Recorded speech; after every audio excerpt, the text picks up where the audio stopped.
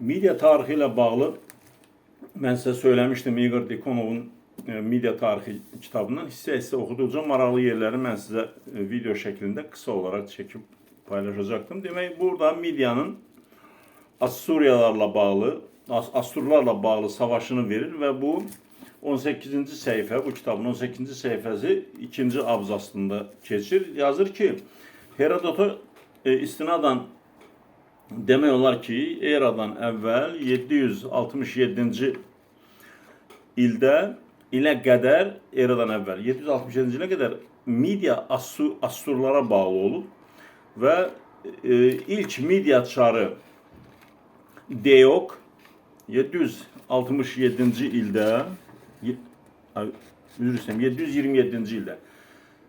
727-ci ildə Assuriyalıları məğlub edir, Assurları və Ekbatan adlı şəhər qurur, Ekbatan. Ona Yunan qaynaqlarında Hege Batan deyirlər, İran qaynaqlarında Hege Matan deyilir və bu Ekbatanın təhrif olunmuş şəkli bugünkü Həmədandır. Və bugünkü Həmədan şəhəri əski adıyla Ekbatandır və bu Ekbatan Midiyanın paytaxtı olur və bu paytaxtı da şəhər şəklində salan Midiyanın birinci çarı və 53 il iqtidarda qalmış Deok olub. Deok 53 il iqtidarda qaldıqdan sonra oğlu dünyasını dəyişib, onun yerinə oğlu Fraort keçib. Fraort 22 il iqtidarda olub və ətrafındakı nə qədər o Asiya xalqları vardı. Buna Akkadlar, Hurritlər, Samilər, Perslərin də tamamı, Asiya xalqlarının tamamını özünə tabi edir və Assurlarla tam özünə arxain olduqdan sonra Assurlarla savaşa girir. Bu Assurlarla savaşda Fraort məğlub olur. Media dağılmır, amma Fraort məğlub olur. Onun yerinə oğlu Kiaksar keçir və 40 il iqtidarda olur. Herodotun dediklərini, Igor Dekonov Herodotun dediklərini deyir. Və oğlu Kiaksar 40 il iqtidarda olur. Və bunun ilk işi Medialıların Assurlardan çəkdiyi o zülmün intiqamını almaq üçün Assurlarla savaşır. Lakin bizim İskit, Skif və ərəblərin Askut dedikləri və Askutiya ölkə olaraq adlandırırlar. Askutiyanın sərkərdəsi Madi öz qoşunları ilə Assurların tərəfində savaşdığına görə Medialılar bu döyüşdə başarılı ola bilmirlər. Amma Kiaksarla Babil hökümdarı birləşib Assurları məğlub edir və Kiaksar özünə söz verir ki, bizə qarşı xəyanət edən İskitləri və ya Skifləri, Askutları, hökümdarını və sərkərdələrini tamam xalqla işi yoxdur. Xalq zaten öz eyni toplumdur, eyni xalqdır, eyni tayfadır. Onlara boylar birliği deyilirdi. Media adına bir millət olmuyor, media ölkə olur və o Türk boylarının birliği olarak, Sayus Plimyon olarak gelir. Bu Igor Dekonovun kitabında belə geçir. Sayus Plimyon. Boyların birliği. Və bu sərkərdələr başta Madi olmaqla hamısı qaçır Lidiyaya. Lidiya bugünkü Türkiyənin qərbində yerləşən Manisa və Uşaq bölgəsinə, biraz Egey dənizinə yaxın bir bölgədir və Qərbi Anadolu adlanır o bölgə və Lidiya o dönemin orada yerləşdiyi, o bölgədə yerləşən çarlığın adı Lidiya olub və İskit sərkərdəsi Madi Lidiyaya sığınır. Lidiyaya sığınan bu qaçaqları almaq üçün müraciətlər edilsə də Lidiya çarı o qaçaqları vermir. İskitlərin qaçaqlarını, hökümdarın sərkərdələrini təslim etmir və bu 6 illik Kiaksar'la Lidya arasında, Midya ile Lidya arasında 6 illik savaşa gətirib çıxarır. Baxırlar ki, bunun heç kimsəyə, bu 6 illik savaşın heç kimsəyə faydası yoxdur. Sonunda Kilikiya çarı Siennes və Babil çarı Labinet vasitəci olur, araya girir və bu iki dövləti barışdırır. Lidya ilə Midyanı barışdırır. Və sərhəd o dönəm adlanan Halsu çayının ətrafından keçir. Demək, Halsu çayı Midyanın tərkibində qalır. Bugünkü Halsu çayı Kızılırmak olarak geçir Anadolu ərazisində. Ta xəritədə baxsanız görərsiniz, ta yuxarıda Sivasın şimalından Qaradəniz istiqamətindən başlayır. Belə yuxarıdan başlayır Sivasın şimalından. Gəlir Sivası keçir, enir aşağıya.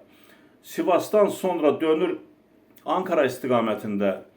Ankara istiqametindən döndükdən sonra təkrar Kır şəhəri filan keçir, gedir təkrar Qaradənizə doğru axır və Samsunla Sinopun arasında Qaradənizə tökülür. Yəni Qaradənizin biraz cənubundan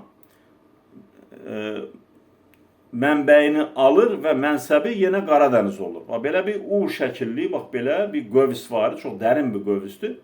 Bu Halsu çayı.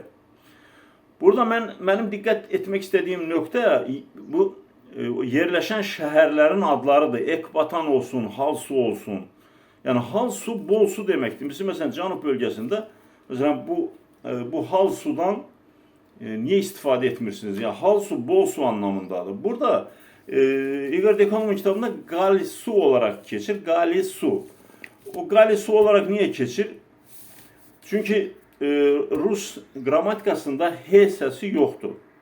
H səsi G ilə əvəz olunub və L səsi ilə S səsi arasında bir I saiti sıxışdırılıb.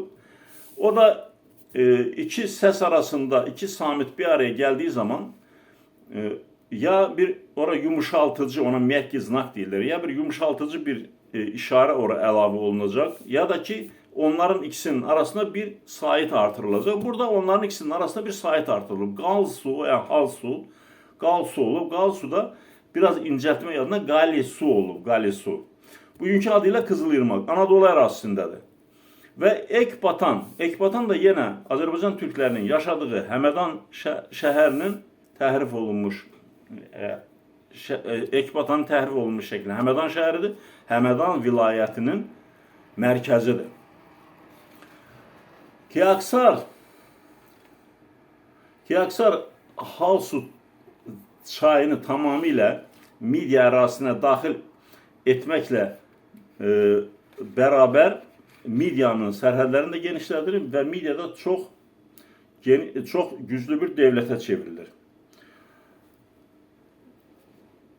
Və bu Lidya ilə Midya arasında sülh bağlandıktan sonra Lidya Kiaksar'ın oğlu Astiaq, bu Astiaq'ın başka bir adı da Eştuvakye'dir. Bir şeyi diyeyim size, Şumerce eşiden sözünün Şumerce varyantı Eştugan'dı.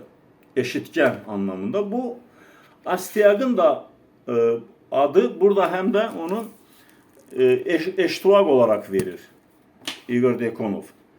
Astiaq'ın İştuvega olarak verir. İştuvega ile Eştugan arasında çok önemli bir bağlantı ben gördüm. Bu Midya'nın Şumerlerin əslində bir davamı olduğu qənaətindəyəm mən. Və aradakı buzları əritmək üçün Lidya çarının qızıyla Kiaksar'ın oğlu Astiaq evlənir. Evlendikten sonra Kiaksar iktidarını o devretmir de öldükten sonra Astyak onun yerine iktidara geçir ve 35 il Astyak Midya'nın hükümdarı olur. Ve Astyak'ın kızı Mandana Pers hükümdarı Kembis'in oğlu Kir ile evlenir. Yani o vaktki Perslerle indiki Farslar aynı millet değil. Yani onlar da bir Türk boyudu ve Persiya denilen bir yerde məskunlaşmış Türk boylarından birisidir ve onlar da Midya ile çok yakın əlaqədədirlər ve Pers hükümdarı Kembis Astyak'ın kızı Mandana ile evlenir ve onların bir oğlu olur. Oğlanın adı olur Kir. Yani Astyak'ın nəvəsinin adı olur Kir ve bu Kir Midya çarının sarayında yaşayır. Sonradan Lidya zadeganı Qarpaq'ın intrigasıyla, saray intrigasıyla Astyak taxtdan endirilir ve onun yerine Kir hakimiyyətə keçir. Nəvəsi, Astyak'ın nəvəsi, kızından olan oğlu, nəvəsi. Ve 13 il Kir Midya'da çar olur. Xan olur, Kagan olur. Burada benim esas dikkatimi çeken o yer adlarıydı. Bu şeyin kısa kronolojisi, Midya tarihinin kısa kronolojisi ve burada Lev, özür dilerim, Igor Mikhailovich Dekonov burada yazır. Deyok'un iktidara geldiğinin başlangıcı 727'den 675'e kadar Deyok iktidarda olur ve bu Deyok Ekbatan şəhərinin qurucusu olur. Ekbatan şəhərinin qurucusu. O 53 il iktidarda qalır bu Deyok. Ondan sonra Fravort gəlir oğlu. Ondan sonra Mader'in hökümdarlığı altında Skiflər kısa bir süre hökümdarlık edirlər ve ondan sonra Kiaksar gəlir, Fravort'un oğlu. Kiaksar gəlir.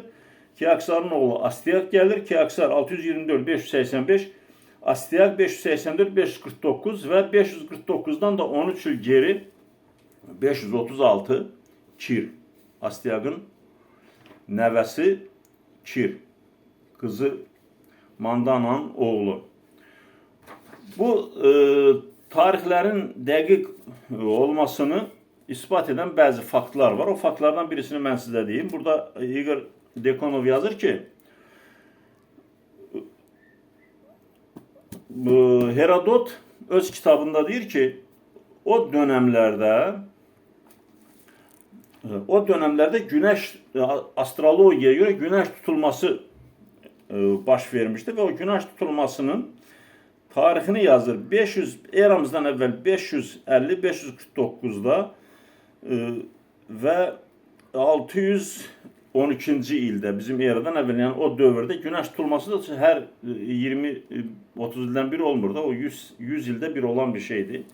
Hemen o da ama burada başka bir kaynakta gösterilir ki sentyabr ayının 30'u 610. ilde o hadiselerden 100 yıl sonra güneş tutulması olmuştu. Yani o esas olarak alınır ve o güneş tutulmasından 100 yıl yukarı, 150 yıl yukarı veya 100 yıl aşağı. Herodot yazır ama 585. ilin may ayının 28'inde güneş tutulması olmuştu. Arada bir 25 il sapma var.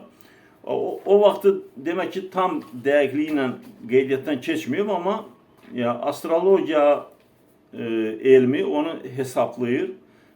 Deyir ki bu qənaətə gəlir ki 30 sentyabr 610-cu ildə güneş tutulması olub ve bu dövrdə Midya bir devlet olarak varlığını devam ettirirdi. Bununla bu videonu sonlandırıram. Söylemek istediklerim bu kadar. Allah'a ısmarladık.